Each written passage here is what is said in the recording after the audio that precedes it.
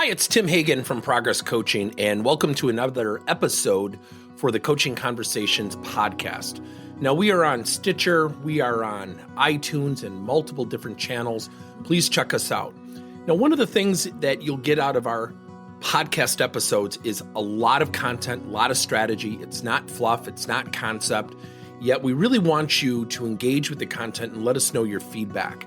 If you have any questions, feel free to reach out to us. If there's topics you'd love to have us address, we would love to share them with you. Let us know your impact and let us know your feedback. You know, I hear it all the time in my work. And in the last 2-3 years, our company has really invested in something called coachability, working with individual contributors and certainly leaders in helping them become more proficient in their career development.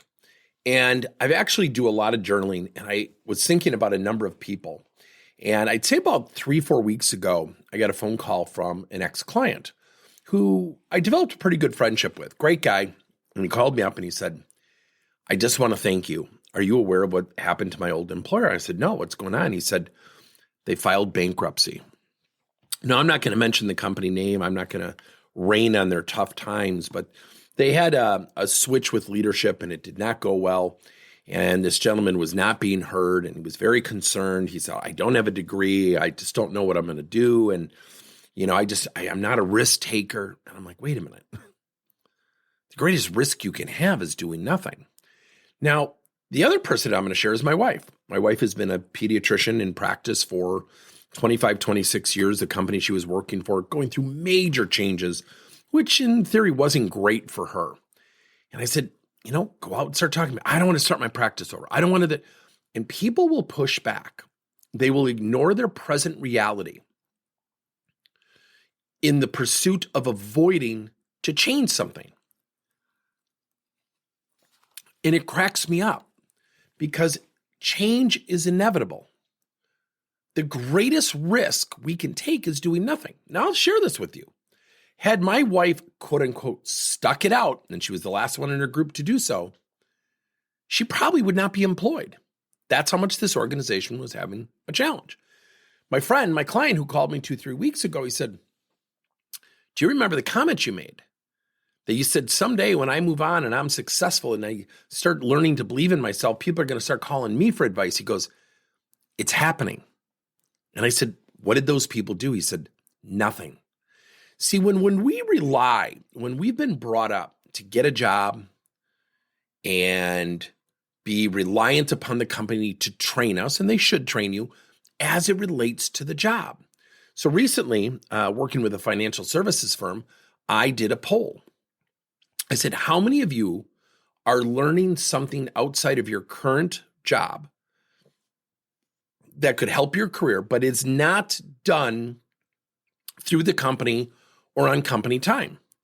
We're at about 40% of people said, I'm doing nothing. Another 20% said maybe an hour.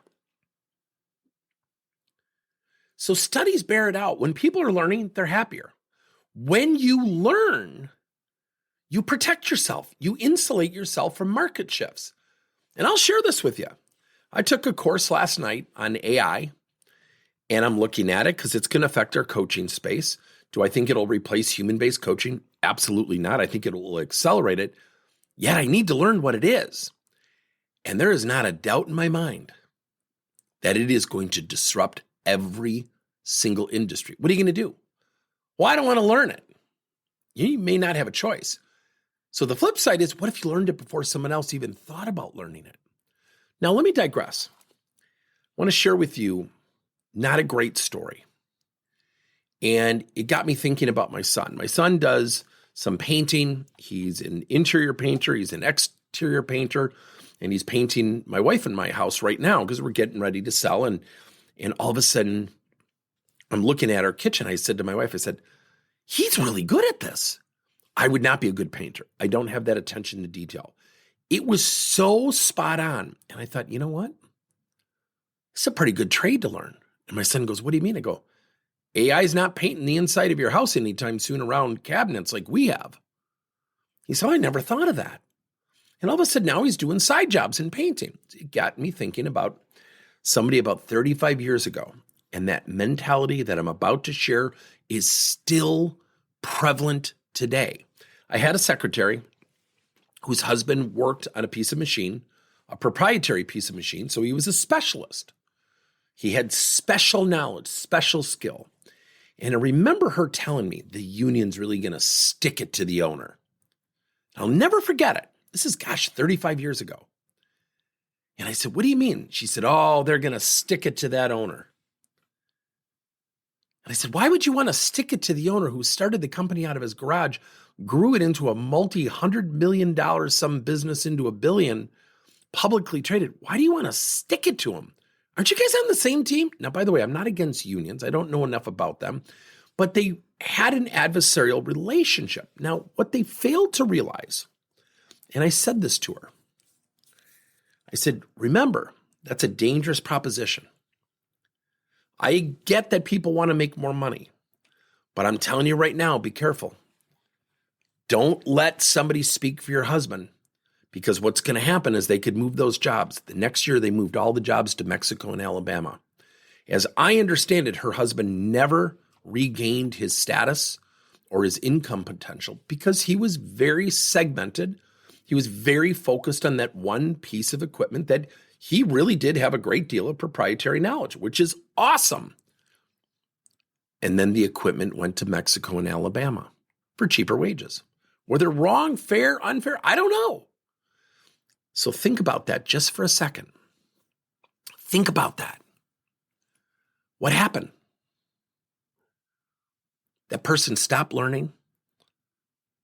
I mean, how often do we hear in the workplace, I just want to do my job and go home? Well, I'm going to really be a jerk. If you just want to go into work and just do your job, you just might be out of a job tomorrow if you stop learning. Learning, getting feedback, looking in the mirror, differentiating yourself. And I share this all the time when I do public speaking. 71%, and the numbers according to the latest study are even worse, but 71% in the Gallup study shows that people are neutral or actively disengaged or they're negative. Only 2.9 out of every 10 people are positively engaged. Think about that, everybody. Think about that. There's never been a greater time, because the numbers are going in the wrong direction, to position yourself for job security and job growth. If you're learning, if you're getting feedback, you're going to feel different. You're mentally going to increase your self-awareness and your emotional intelligence. You're going to be perceived more positively. I know, because I get the objections all the time. Well, you don't understand. We're pretty busy. I've got a family and kids and a wife and a husband at home. I hear it every industry like it's unique. It's not unique. You either succumb or you overcome. There is no middle ground. Because middle ground is looking at someone saying, well, I kind of wanted to learn some new things, but I didn't have time. That's fine. If that's your reality might change. And as harsh as I sound right now, it's like people got to freaking wake up. Truth be told, I'm building out a whole new piece of software. Truth be told, I'm building 14 AI tools as I sit here today.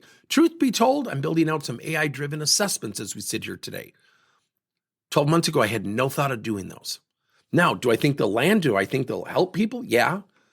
Do I think we're going to use all of it? Probably not. I'm taking a sales training course right now. I'm also taking an AI course online right now. Do I think I'll learn all of it? No. Do I feel better? Oh, hell yeah.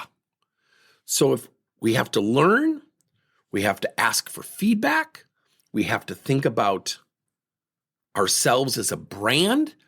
And the key question you have to ask yourself, what have you learned and what have you done to differentiate you? Good luck. Thank you for listening to another episode of Coaching Conversations by Tim Hagen and Progress Coaching. Now, our company is always coming out with new and innovative solutions to help leaders coach their employees. And recently, we just created a new service called Coach to You, where leaders can pick and choose topics and assign 7 to 21-day programs for employees to learn and, more importantly, apply actions and then reflect and share what they're going to do going forward as a result of the learning. It's called Coach to You. We're literally bringing coaching to your employees. If you're intrigued, we'll have a link in each one of our episodes where you can get more information. And again, thank you so much for listening to another episode.